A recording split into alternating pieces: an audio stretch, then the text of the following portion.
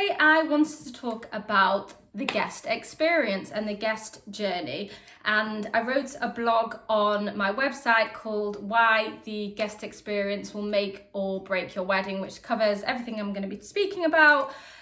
But essentially, it's all about focusing on the guest's journey from the beginning to the end. The wedding, the main thing that's important is you two, it's the couple. However, a lot of the time you aren't just eloping, there's going to be hundreds of people coming to your wedding, so they need to be thought about. It will make or break your wedding because it will help or hinder the atmosphere.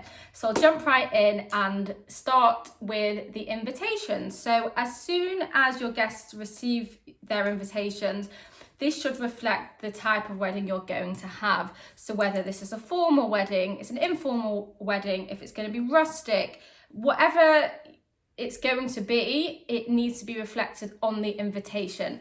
And this will help guests get a picture of what the wedding is going to be like, how they're going to dress. I mean, obviously they will have the dress code on there, you should have the dress code on there, but it'll just give them more of an indication of what to expect for your wedding and get them excited, most importantly. So after the invitation, hopefully the invitation will have all the different logistics on how to get to your wedding. And if you don't have this invitation, you will redirect your guests to a website, so they'll have a clear understanding of how to get to your wedding.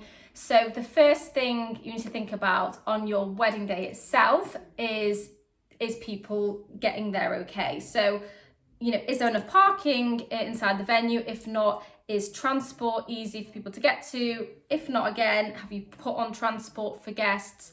When people are arriving at the venue, is there signage? Is it easy for people to get from A to B?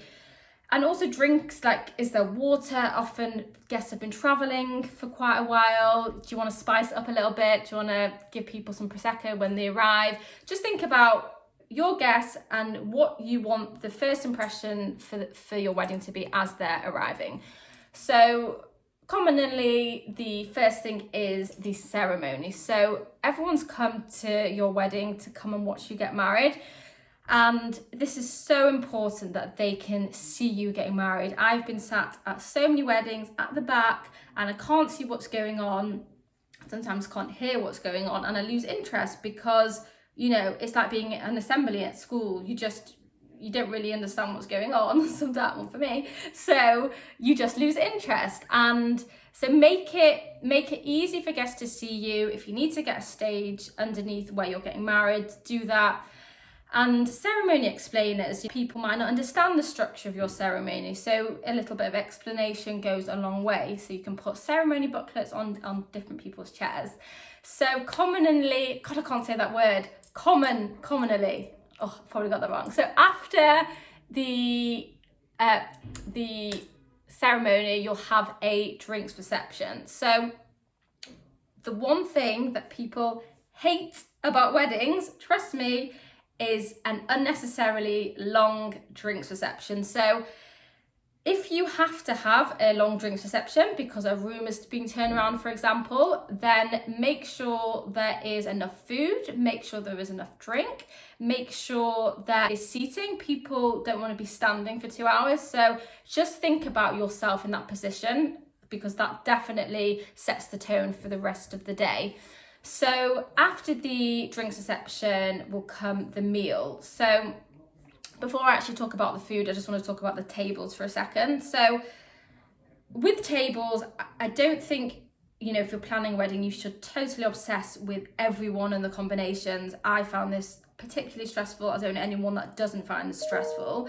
So just think about, for the tables, people sat on the tables and them being sat with someone that they like their company of. So whether this is another couple, whether they just have to sit with their partner or husband, just make sure that everyone's got someone that they like on their tables, and pay particular focus to those that are single coming to your wedding. Don't just sit them on a table of singles with their 6-year-old cousins. I've written about this on the blog, on the blog. A lot of the time, single people coming to the wedding, you need to think about them that little bit more. So yeah, just put a bit of focus into that. And then just honing in a bit more on the food and the drink. So make it easy for guests to get drink. If you've only got one bar in the room, that's fine. I think definitely think about investing in waiting and bar staff coming to tables and taking drinks orders. I think that goes a long way. You know, after my wedding, people said the things that they enjoyed the most was that they didn't have to think about going to the bar. People just came to them, and often isn't too much to invest in this, and it goes a long way. And in terms of food, just think about those people with dietary requirements. Don't have them waiting, if they're vegetarian, for example, 10 minutes after the table's being served. They'll just think that they're a bit of a second thought. So try as best you can for everyone on a table to get food to get served at the same time. So the next thing that's important and will enhance your guest experience is a really good piece of entertainment, a really good band, a really good set of musicians, or just a DJ. Have a think about the type of atmosphere you want to create. And you know, if you want a really big party, then hire a big band, or if you want something a bit softer, if you just want a quartet or whatever that is, just have a think about what atmosphere you want you and your guests to have. And the next thing, and I think the final thing I want to speak about today, is guests leaving your wedding. So often this really goes overlooked. At the end of the night, have you got cloakroom staff in place to give people their coats back? Have you got a list of taxi numbers there for people to use and to get home? Have a think about the beginning of the guest journey to the very end, and you really won't go far wrong. And I promise you, you will have an incredible wedding.